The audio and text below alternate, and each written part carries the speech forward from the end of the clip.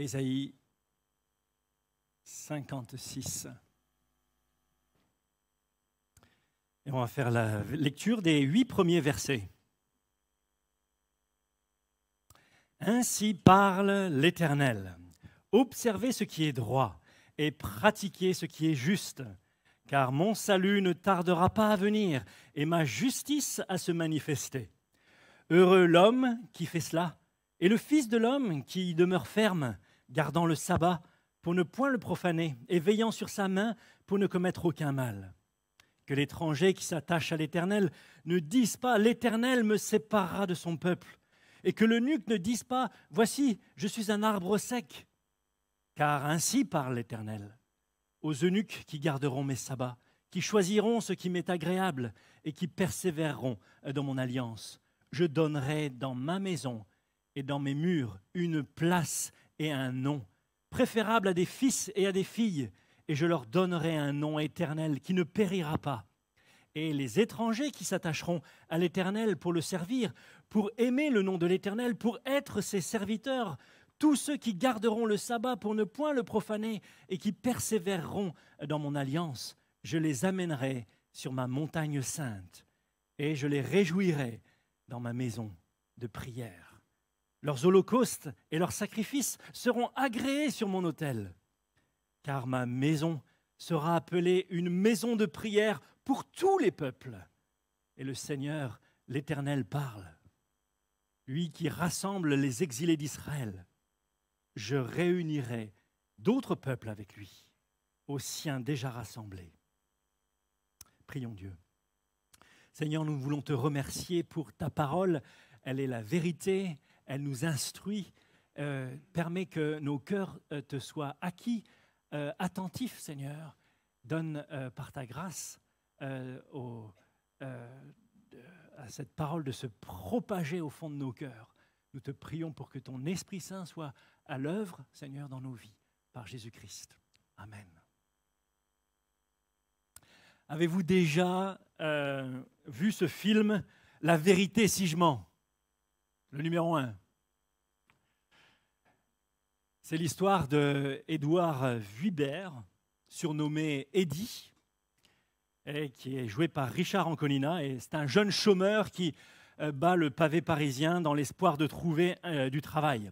Et en tentant d'échapper à 2 escrocs, après avoir gagné à leur jeu, il tombe sur Victor Benzakem. C'est un patron juif d'un entrepôt de textiles dans le quartier du Sentier. Et en voyant une chaîne avec une étoile de David sur le sol, et puis Benzakem embauche le jeune en pensant à tort qu'il est de confession juive, alors que la chaîne appartenait à l'un de ces 2 escrocs. Alors d'abord simple manutentionnaire, Eddy devient vendeur et gravit rapidement les échelons, se faisant passer pour un juif auprès de ses nouveaux amis et auprès de Sandra, la fille du patron. Eddy se rend compte qu'appartenir à la communauté juive séfarade, c'est le bonheur. C'est en tout cas le seul moyen de faire du business dans le Sentier. Et surtout, c'est le seul moyen d'approcher Sandra, la belle Sandra. Au fond, peu importe ce que vous faites, peu importe ce que vous pensez, vous pouvez être cupide, vous pouvez être hypocrite, vous pouvez même être mythomane comme l'un des amis, ou complètement débauché. Du moment que vous portez la petite étoile de David autour du cou, du moment que vous avez le nom juif séfarade qui va bien, alors vous êtes accepté dans la communauté. Mais ça n'est pas du tout ce que Ésaïe est en train de nous dire ici. Ce n'est pas ce que le prophète dit dans notre passage en ce qui concerne le fait d'appartenir à la famille de Dieu. Ce qui intéresse Dieu, ce n'est pas la petite chaîne, ce n'est pas notre passeport, ce qui intéresse Dieu, c'est notre cœur. Et le prophète Ésaïe, de la part de Dieu, lance 3 appels. On voit cela au verset 1, au verset 4 et au verset 8. À chaque fois, il est dit « Ainsi parle l'Éternel ». 3 appels. 3 appels. L'un à la justice, un appel pour les exclus, et puis enfin un appel à l'unité. On va regarder tout d'abord l'appel à la justice. Pensez à cela. Il est dit ici, « Ainsi parle l'Éternel ». L'Éternel parle. Et l'Éternel, il ne peut pas mentir. L'Éternel, il ne peut pas nous tromper. Quand il parle, écoutons-le. Dans le verset 1 et 2, il est dit « Observez ce qui est droit et pratiquez ce qui est juste, car mon salut ne tardera pas à venir et ma justice à se manifester. Heureux l'homme qui fait cela et le Fils de l'homme qui demeure ferme, gardant le sabbat pour ne point le profaner et veillant sur sa main pour ne commettre aucun mal. » Nous devons lire ce chapitre et les suivants d'ailleurs à la lumière du sacrifice expiatoire de Jésus-Christ, du serviteur de l'Éternel qu'on a lu en Ésaïe 53, le verset 6, il est dit « Nous étions tous errants comme des brebis, chacun suivait sa propre voie, et l'Éternel a fait retomber sur lui l'iniquité de nous tous. » C'est à la lumière de cette parole d'Ésaïe 53 que l'on peut comprendre ce que c'est que mener une vie juste.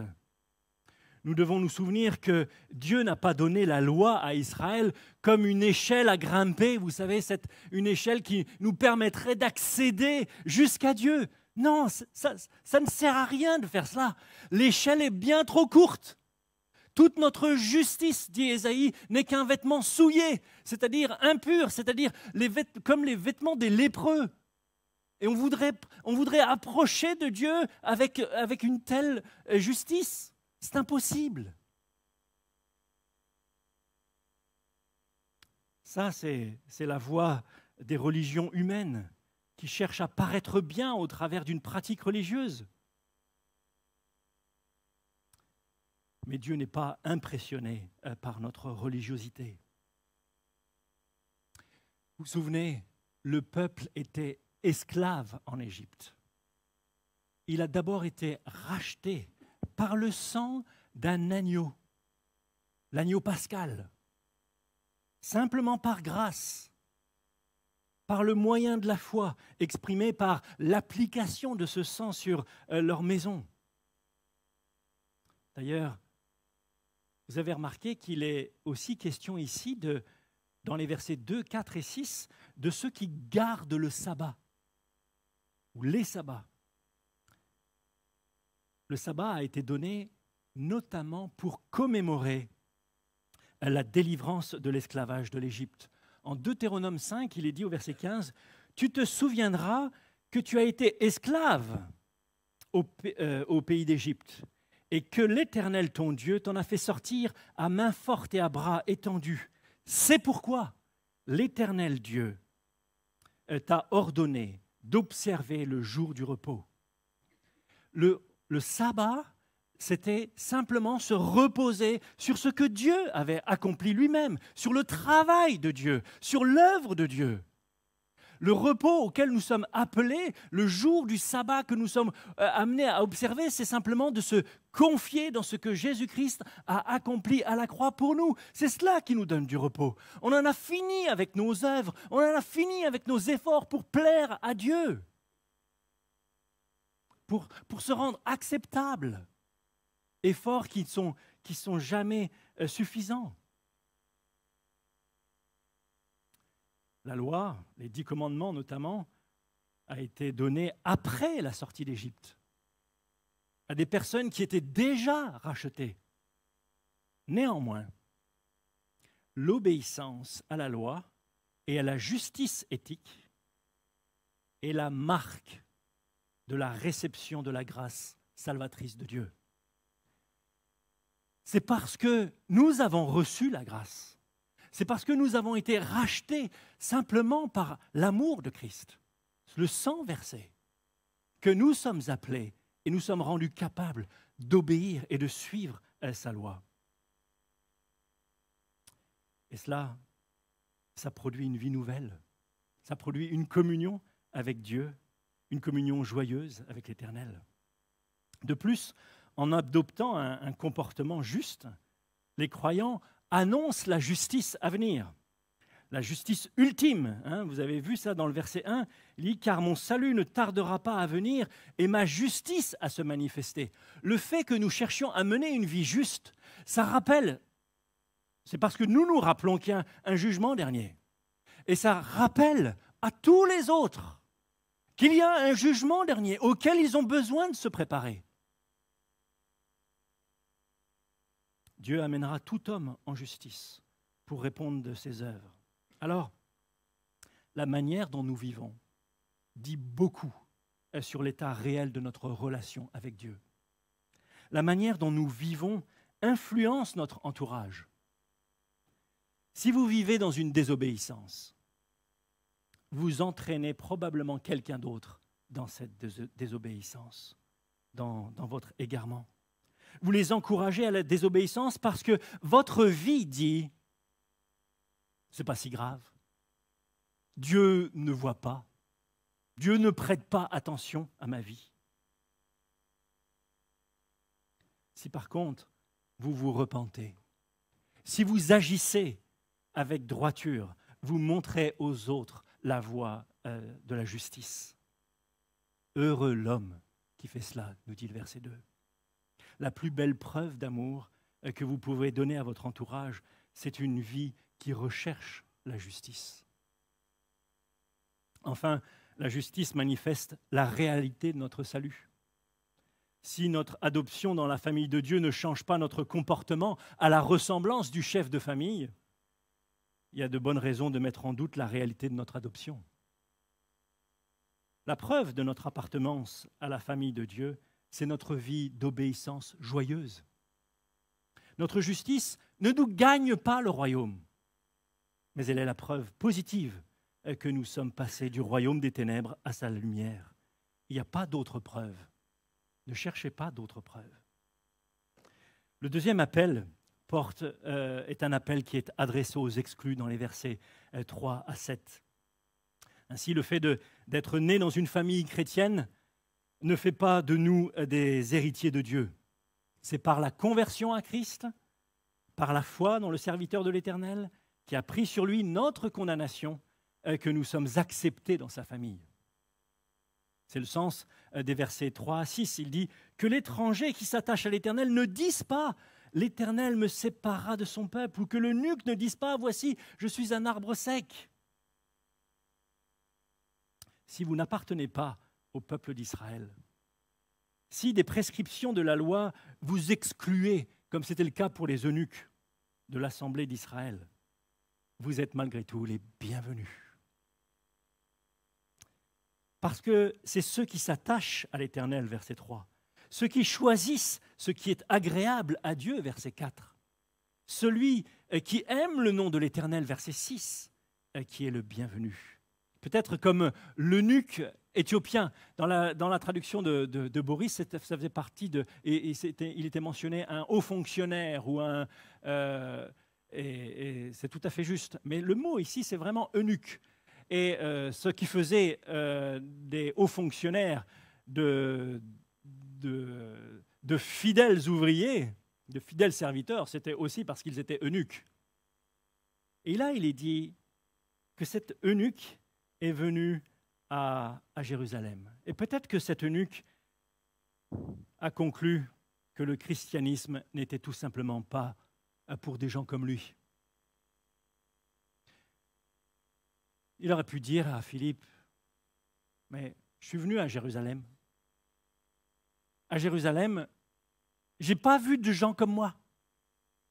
Ils ne sont pas de la même couleur que moi. Moi, je suis d'un royaume d'Afrique.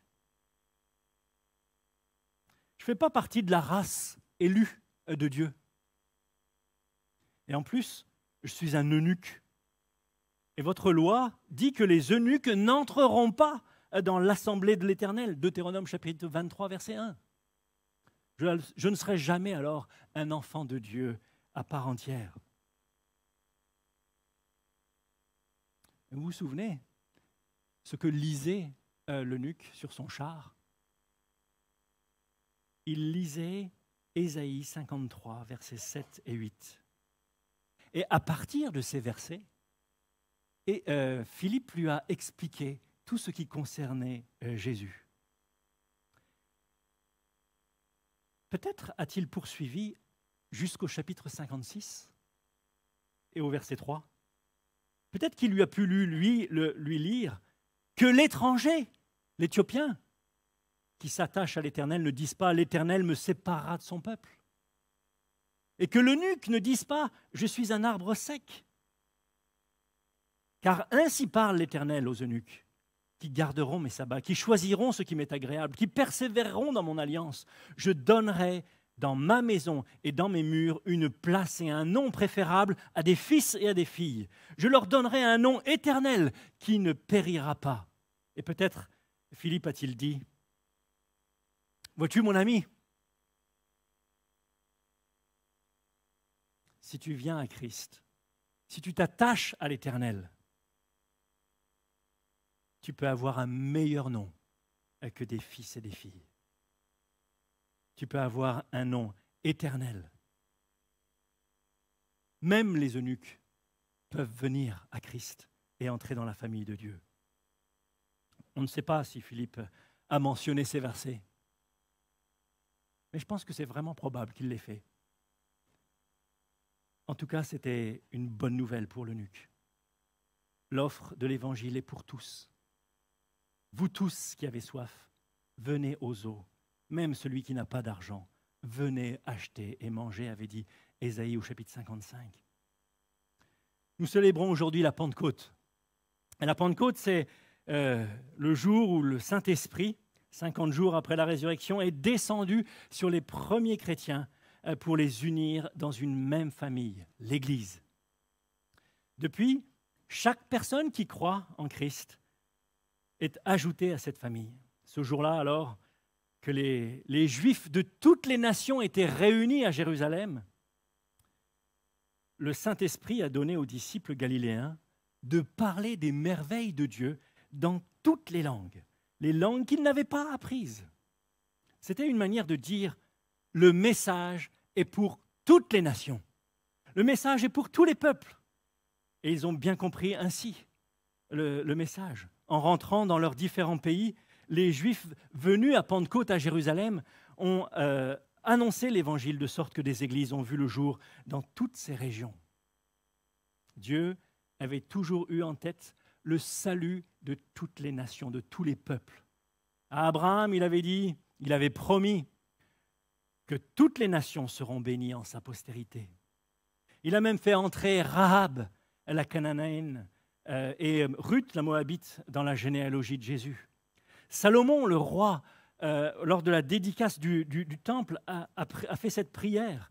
En 1 Roi 8, versets 41 à 43, il dit « Quand l'étranger, qui n'est pas de ton peuple d'Israël, viendra d'un pays lointain à cause de ton nom, car on saura que ton nom est grand, ta main forte et ton bras étendu, quand il viendra prier dans cette maison, exauce-le des cieux, du lieu de ta demeure, et accorde à cet étranger tout ce qu'il te demandera, afin que tous les peuples de la terre connaissent ton nom pour te craindre, comme ton peuple d'Israël, et sache que ton nom est invoqué sur cette maison que j'ai bâtie. » Plus tard, Jésus va rentrer dans ce temple et il va chasser les vendeurs parce qu'ils sont en train d'occuper l'espace qui était réservé pour les nations, pour les étrangers. Et il cite à propos cette parole d'Ésaïe 56, verset 7. « Ma maison sera appelée une maison de prière pour tous les peuples. » Et vous en avez fait une caverne de voleurs. Dieu ne regarde pas à votre nationalité. Dieu ne regarde pas à votre état civil. Mais Dieu regarde à votre cœur. Et il invite tous ceux qui croient en lui à entrer dans sa famille et à jouir de sa famille. Je je voudrais faire quelques applications. Peut-être, vous n'êtes pas né dans une famille chrétienne. Vous n'avez pas le vocabulaire. La culture chrétienne, vous ne l'avez pas non plus. Vous ne connaissez pas les cantiques quand vous venez ici, ni les manières de faire. Vous êtes les bienvenus dans le peuple de Dieu dès l'instant où vous placez votre confiance dans le Seigneur Jésus-Christ. Dieu regarde à votre cœur. Peut-être vous êtes par votre parcours de vie abîmé par le péché. Vous avez fait de mauvais choix. Vous portez peut-être des cicatrices sur vous-même, dans votre cœur, des blessures du passé. Et peut-être vous pensez que ce n'est pas pour moi. Mais vous êtes les bienvenus dans la famille de Dieu. Pour peu que vous placez votre confiance en Jésus-Christ. Vous êtes bienvenus dans la famille de Dieu, non pas comme des observateurs, non pas comme des invités, comme quand vous venez chez moi, mais comme des fils et des filles, comme des héritiers. Un mot aussi à nous autres chrétiens. Comment regardez-vous celui qui vient les bras couverts de tatouages ou avec un look gothique? Des personnes qui, visiblement, n'ont pas un arrière-plan évangélique.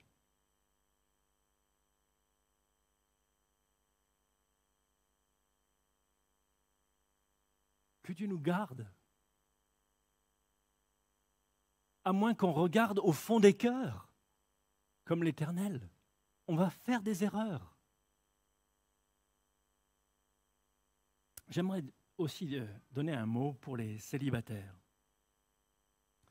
Dans un monde où tout tourne autour de la relation amoureuse, autour de la famille, être solo, ne pas avoir d'enfant, c'est un peu comme rester sur le bord du chemin. Regarder les autres avancer. Mais ça n'est pas du tout ce que le Seigneur dit, verset 5. Dieu promet à ceux d'entre vous qui restent célibataires en Christ des bénédictions meilleures que les bénédictions du mariage et des enfants. Vous pouvez dire et démontrer par vos vies, le temps de votre célibat, que Jésus-Christ est suffisant. Le mariage ici-bas, c'est juste une image d'une réalité plus belle, l'union de Christ et de son Église. Ainsi, l'instant où nous entrerons dans la présence de Dieu, nous n'aurons plus besoin de l'image, puisque nous vivrons la réalité glorieuse, face à face. Imaginez si vous êtes fiancé, que votre fiancé vous a envoyé une photo d'elle, de lui. Le jour du mariage, vous ne regardez pas votre photo. Ça n'a pas de sens. Vous regardez votre bien-aimé. Et c'est pareil pour nous. Le mariage ici-bas, c'est juste la photo. Un jour, nous le verrons face à face. Comment est-ce possible? Regardez ce qui est dit du serviteur de l'Éternel en Ésaïe 53. Il dit, au verset 10, « Il a plu à l'Éternel de le briser par la souffrance. Après avoir livré sa vie en sacrifice pour le péché, il verra une postérité et prolongera ses jours. Et l'œuvre de l'Éternel prospérera entre ses mains. » Sa vie offerte lui permet de voir une postérité, de nombreux fils et filles qui placeront en lui leur confiance. En d'autres termes, le nouveau peuple de Dieu, formé par le Messie, ne sera pas formé par la procréation physique, mais par la mort expiatoire de Christ. Ce qui peut lui permettre de dire en Ésaïe chapitre 54, Regardez, on verra ça la semaine prochaine. Réjouis-toi, stérile, toi qui n'enfantes plus. Fais éclater ton allégresse et ta joie, toi qui n'as plus de douleur, car les fils de la délaissée seront plus nombreux que les filles de celle qui est mariée, dit l'Éternel. Élargis l'espace de ta tente, qu'on déploie les couvertures de ta demeure. Ne retiens pas, allonge tes cordages et affermis tes pieux, car tu te répandras à droite et à gauche. Ta postérité envahira des nations et peuplera des villes désertes. Ne crains pas, car tu ne seras point confus. Ne rougis pas, car tu ne seras pas déshonoré, mais tu oublieras la honte de ta jeunesse et tu ne te souviendras plus de l'opprobre de ton veuvage, car ton Créateur est ton époux. L'Éternel des armées est son nom, et son Rédempteur est le Saint d'Israël. Il se nomme Dieu de toute la terre. Dieu montre que sa postérité, celle qui compte véritablement, n'est pas celle que l'on produit. L'Église ne grandit pas par des naissances, mais par des nouvelles naissances, par des hommes et des femmes qui partagent l'Évangile. Le mariage et la famille sont temporaires. Ils sont pour cet âge. L'Église, elle, est éternelle. Les relations en Christ sont plus permanentes et plus précieuses que les relations dans les familles. Et bien sûr, c'est merveilleux quand les relations dans les familles sont aussi les relations en Christ. Mais nous savons que ce n'est pas toujours le cas. L'eunuque éthiopien, en Acte 8, est devenu probablement le premier évangéliste en Éthiopie. Et il a une postérité, la famille de Christ en Éthiopie. Enfin, le dernier appel porte à l'unité, nous invite à l'unité dans le verset 8. Dieu est en train de rassembler une famille issue de tous les peuples. Ils ont les mêmes privilèges. Au verset 7, ils sont tous conduits sur la montagne sainte de la présence de Dieu. Ils sont tous réjouis par Dieu, comme les autres dans la maison de prière. Dieu entend toutes nos prières et les exauce lorsque nos cœurs se confient en Christ et dans son œuvre à la croix. Leurs holocaustes et leurs sacrifices sont tous agréés sur son autel. Dieu ne fait pas de favoritisme, il est intéressé par nos cœurs. Il n'y a pas de chrétiens qui voyageraient en première classe et puis d'autres en deuxième classe ou en troisième classe. Nous jouissons tous des mêmes privilèges parce que tout nous est acquis simplement par la foi dans le service de Jésus-Christ à la croix. Paul dit aux Galates, chapitre 3, verset 26, « Car vous êtes tous fils de Dieu par la foi en Jésus-Christ. Vous tous qui avez été baptisés en Christ, vous avez revêtu Christ. Il n'y a plus ni juif, ni grec. Il n'y a plus ni esclave, ni libre. Il n'y a plus ni homme, ni femme, car tous vous êtes un en Christ. » Nous recevons par la foi en Christ le même esprit. Et Paul dit encore en 1 Corinthiens 12, « Nous avons tous en effet été baptisés dans un seul esprit pour former un seul corps, soit juif, soit grec, soit esclave, soit libre. Et nous avons tous été abreuvés dans un seul esprit. Il y a plusieurs membres, mais il y a un seul corps. Et si un membre souffre, tous les membres souffrent avec lui. Et si un membre est honoré, tous les membres se réjouissent avec lui. » Voyez, l'œuvre de l'Esprit Saint, ça a été de nous unir les uns aux autres. Nous sommes unis dans le corps de Christ dont il est la tête.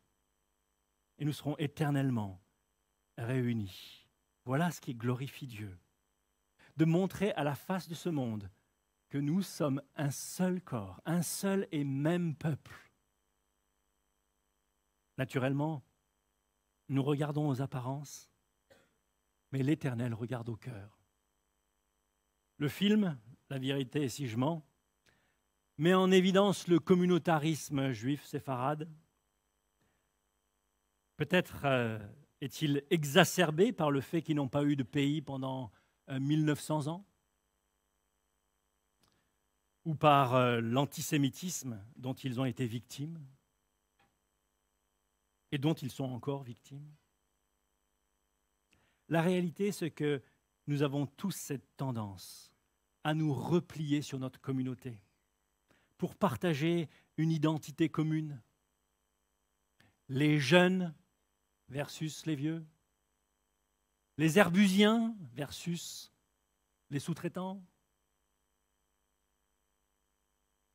les Antillais versus les métros ou les Africains, les célibataires versus les couples et les familles.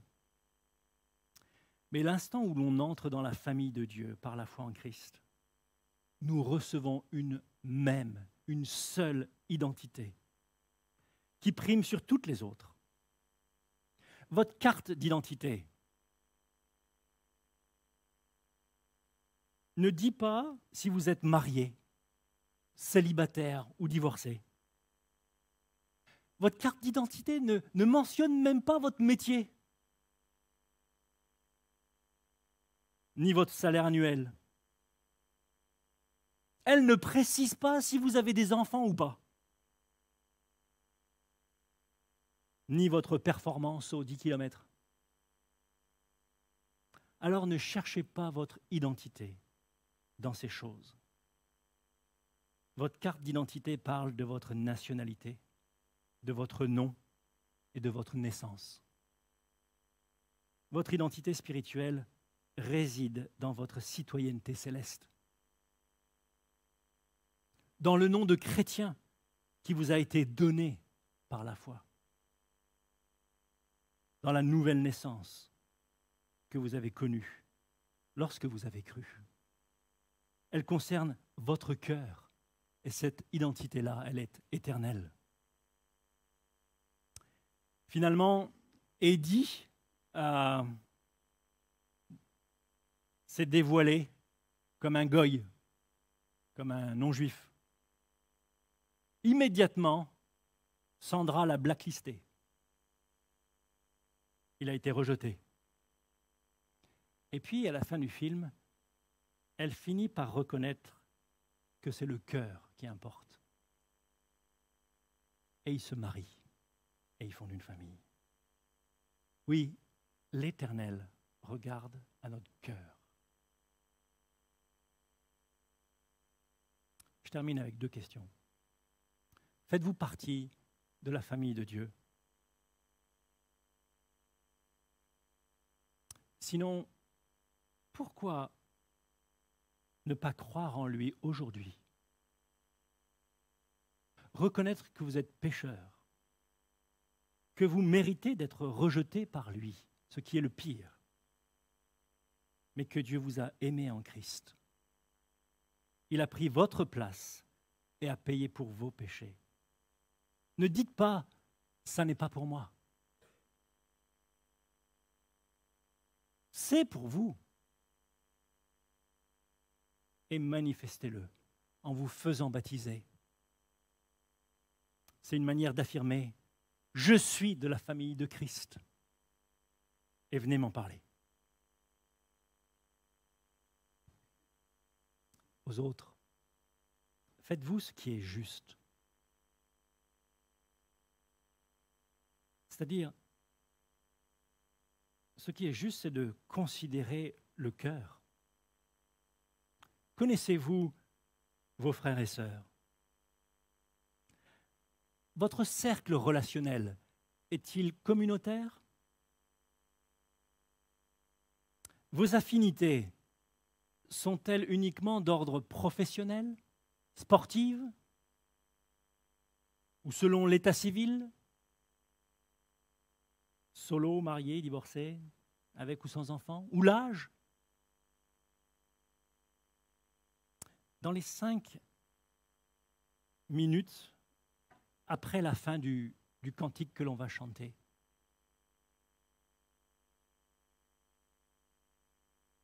je vous propose d'aller saluer et parler à des personnes que vous ne connaissez pas vraiment. Et plutôt que de leur demander ce qu'ils font dans la vie, demandez-leur ce qu'ils aiment ou ce qui leur a parlé ce matin ou ce qu'ils ont trouvé difficile cette semaine. C'est-à-dire, intéressez-vous à leur cœur, à ce qu'ils vivent. Amen. Prions Dieu. Seigneur notre Dieu, nous voulons te remercier pour ta parole, elle est la vérité. Quand tu parles, que pouvons-nous faire d'autre que de prêter attention, d'écouter? Seigneur, viens à notre aide pour que l'on puisse, à ta ressemblance, s'intéresser au cœur avant de s'intéresser à ce qui frappe nos yeux. Pardonne-nous, Seigneur, cette attitude qui consiste à être amis avec seulement ceux qui nous ressemblent. Permets-nous, Seigneur, de te glorifier vraiment par la puissance du Saint-Esprit qui nous unit avec ceux qui ne nous ressemblent pas, mais qui sont tes enfants, qui sont de notre famille, avec lesquels nous passerons l'éternité. Béni sois-tu, Seigneur, de nous réunir en Christ de la sorte, parce qu'on a tellement besoin, Seigneur, d'être accueillis à nous-mêmes. Merci, Seigneur, de l'avoir fait pour nous, sans avoir regardé à nos mérites, mais d'avoir regardé à notre cœur tellement nécessiteux et d'avoir pourvu à notre justice en Jésus-Christ. Amen.